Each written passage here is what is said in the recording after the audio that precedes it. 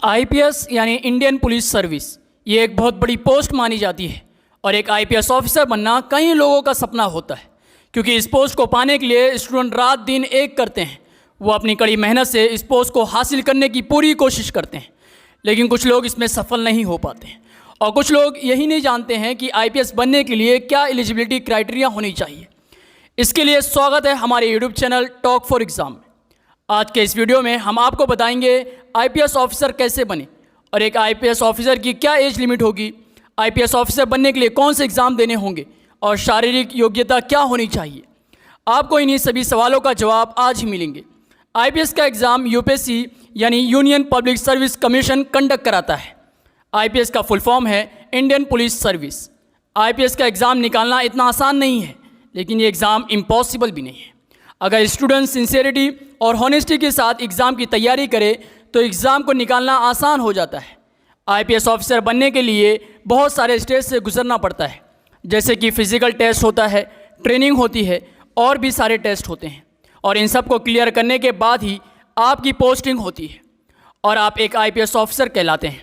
IPS officer बनने के बाद समाज में एक अलग मकाम होता है। हर साल लाखों लोग आईपीएस का एग्ज़ाम देते हैं और इसमें से कुछ लोगों का ही सिलेक्शन होता है, और इसकी वजह यही है कि लोगों को इसके सिलेबस के बारे में सही से जानकारी नहीं होती है। इसलिए कहते हैं कि एग्ज़ाम की तैयारी करने से पहले सिलेबस को समझें, इससे आपको एग्ज़ाम की तैयारी करने में आसानी होगी। अब हम जानेंगे आईपीएस ऑफिसर एग्ज़ाम की एलिजिबिलिटी क्या है।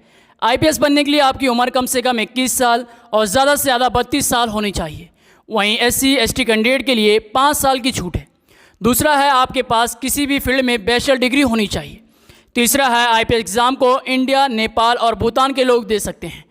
अगर हम फिजिकल क्राइटेरिया के बारे में बात करें तो मेल के लिए कम से कम 165 सेंटीमीटर हाइट होना चाहिए। ये जनरल कैंडिडेट के लिए है। अगर आप SC या OBC कैटेगरी के हैं तो इसके लिए आपको कम से कम 160 सेंटीमीटर हाइट होनी चाहिए। इसके अलावा 84 सेंटीमीटर चेस्ट होनी चाहिए। फीमेल के लिए हाइट कम से कम 150 सेंटीमीटर होनी चाहिए, जो कि जनरल कैंडिडेट के लिए है, और SC और OBC कैटेगरी के लिए 145 सेंटीमीटर हाइट होनी चाहिए। इसके साथ महिलाओं की चेस्ट 79 सेंटीमीटर होनी चाहिए।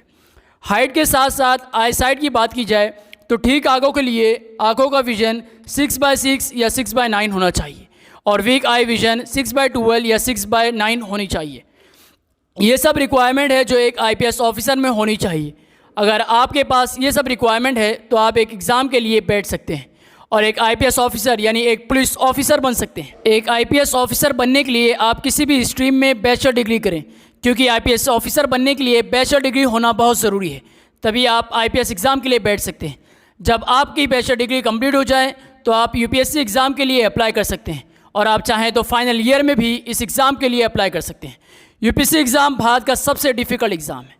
जैसे आप यूपीएससी एग्ज़ाम के लिए अप्लाई कर देते हैं, इसके बाद आपको 3 एग्ज़ाम को क्लियर करना होगा। उसमें सबसे पहला है प्रीलिम एग्ज़ाम, दूसरा मेन एग्ज़ाम और तीसरा इंटरव्यू। ये सब क्लियर करने के बाद आपको ट्रेनिंग के लिए भेजा जाता है और आप एक आईपीएस ऑफिसर बन जाते हैं। प्रीलिम एग्ज़ाम, इसमें 2 पेपर होते हैं और दोनों ही ऑब्जेक्टिव वाले सवाल होते हैं। दोनों पेपर 200-200 मार्क्स के होंगे। नेक्स्ट राउंड के लिए इस एग्ज़ाम को क्लियर करना बेहद ज़रूरी है। इस एग्ज़ाम के बाद मेन एग्ज़ाम, जब आपका पहला एग्ज़ाम क्लियर कर लेते हैं, इसके बाद आपको मेन एग्ज़ाम क्लियर करना होगा, जो कि बहुत मुश्किल होता है। इसमें आपको टोटल 9 पेपर देने होंगे। इसके साथ साथ इंटरव्यू भी देना होता है। अगर आपको आईपीएस ऑफिसर बनना है तो आपको एग्ज़ाम में टॉप मार्क्स लाने होंगे। अगर आप यूपीएससी निकालने में सफल होते हैं तो आपको ट्रेनिंग के लिए हैदराबाद या मसूरी भेजा जाता है। इस तरह से आप एक आईपीएस ऑफिसर बन जाते हैं, और ये उम्मीद है कि ये वीडियो आपको बहुत हेल्पफुल रहा होगा। इस तरह इन्फॉर्मेटिव वीडियो के लिए हमारे चैनल को सब्सक्राइब करें और इस वीडियो को ज़्यादा से ज़्यादा शेयर करें।